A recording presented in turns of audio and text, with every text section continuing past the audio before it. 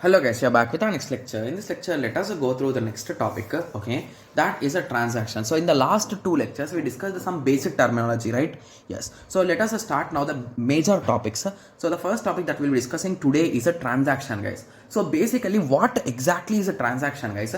So where do we hear this word transaction? So basically, assume that you sent from your some money from your bank account to your friend's bank account. Then you will say that a transaction has occurred, right? So I think everyone heard this word at least once, right? Yes. So basically, in simple words, transaction is nothing but a set of instructions, guys. Okay, so it will look in this way. So let me write down a small example. I'll be writing the example directly from my book only. A minus 100, write A, read B, B is equals to B plus 100, and write B. Okay, so this is a small piece of code, right? So in simple words, you can say that this is a transaction, guys. Okay, so there are some criteria, some rules which the transaction should follow. So don't worry, we'll be discussing each and everything in this lecture. You will be getting a clear idea like what is a transaction. Okay, yes. So what is transaction, guys? First of all, what did I say? So transaction is nothing but a set of instructions or a sequence of instructions. Okay, so now your question will be, okay, so what do these transaction do? So what does these steps do? So let us take a small example. So assume that you are sending 100 rupees from your account to your friend's account. So assume that your account is A and your friend's account is B, and now your current balance is 1100 and your friend's balance is 1000.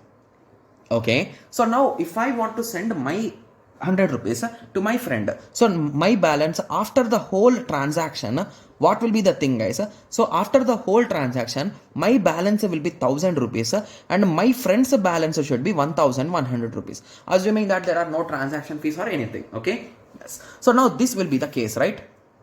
Yes. So now what is exactly happening here, guys? So first of all, we are going to get the data how much I am having in my account. So that is nothing but 1000. So now, sorry, 1100. So from this amount, I will subtract 100 rupees. Indirectly, I am going to take 100 rupees from it. Okay.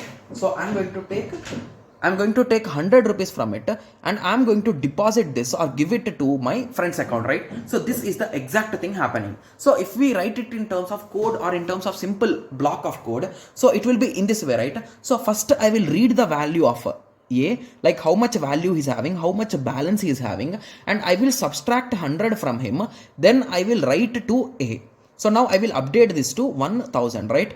Yes. Then I will read my friend's account value. I'm going to add him, oh my god, 100 rupees, and I will be writing his updated value, right? Yes. So this is the exact flow, right? So if it goes in this way, that's really perfect because the amount has subtracted from my account and it is dropped to my friend's account. Okay. So assume that there is a small power cut at this moment, guys. Okay, so what is the status at this moment, guys? So at this moment, A has we read the data of A, we subtracted 100 rupees, so now he is having 1000 rupees in his balance, and now there is a power cut. So your balance is 1000 and your friend's balance is also 1000.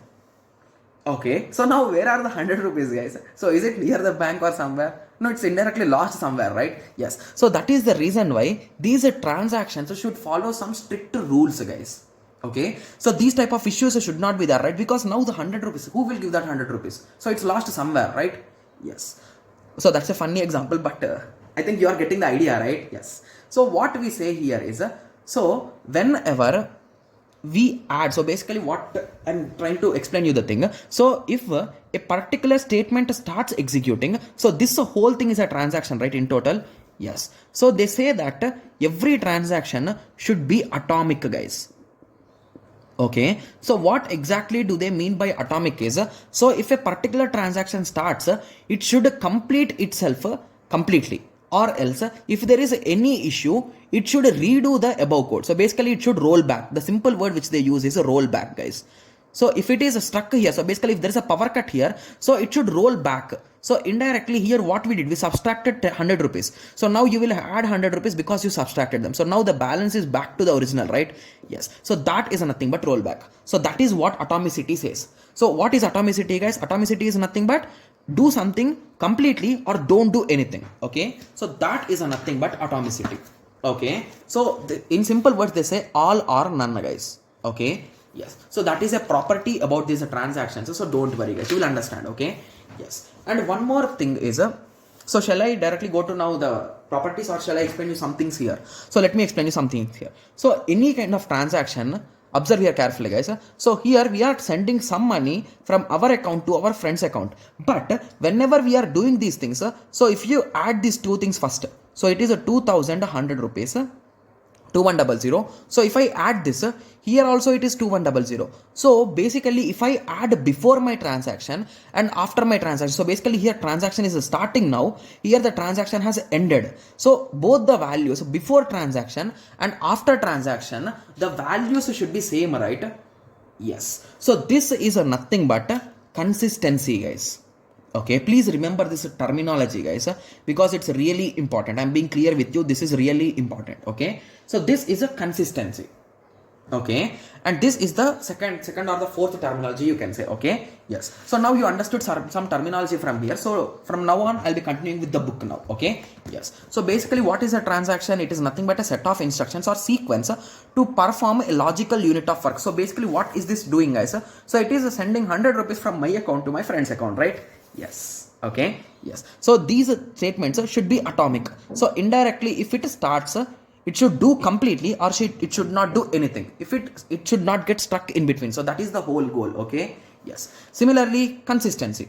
So I discussed about this also, right? So a plus b is equals to before a plus b. So basically before a plus b equal to after a plus b. So what is the value of a plus b before should be equal to after a plus b. So before and after is of this particular transaction. Got it? Yes. Okay, so in this whole transactions you are going to see these two terminology, guys: read x and write x. So read means you are going to read the data from your database or somewhere, you are going to read the data. Write means you are going to write back on that particular data. Got it? That's some kind of a printf and scanf, those type of things, right? Read and write. Okay, yes. Okay, so now let us go through the properties. So these properties are popularly called as acid properties, guys. So ACID.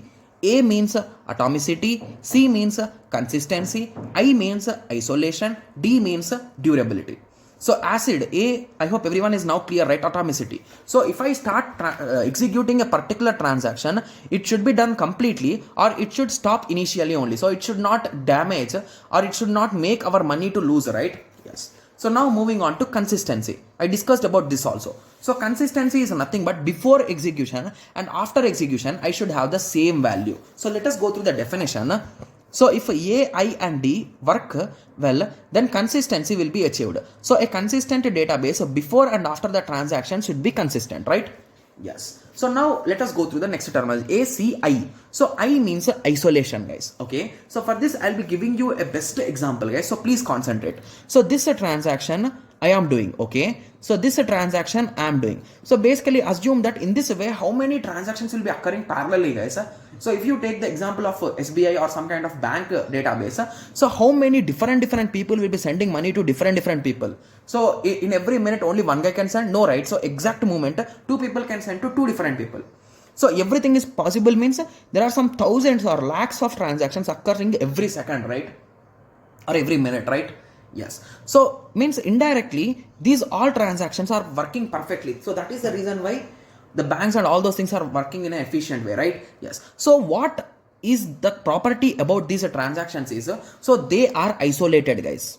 Okay, so what do we mean by this isolation or isolated word, guys? So it is nothing but, so this particular transaction, so this assume it as a T1. So this particular transaction thinks that, so it is going to think internally that it is the only transaction that it is executing. It doesn't know about all these transactions. So that is nothing but the concept of isolation, guys. You are not going to let your transaction know that other transactions are also executing. Got it? Yes. So these terms might be a bit confusing at the initial stages, but as you learn this transactions, it will be really easy, guys. Okay. So a transaction should appear as through it is being executed in isolation from other transaction, even though many transactions are executing concurrently, right?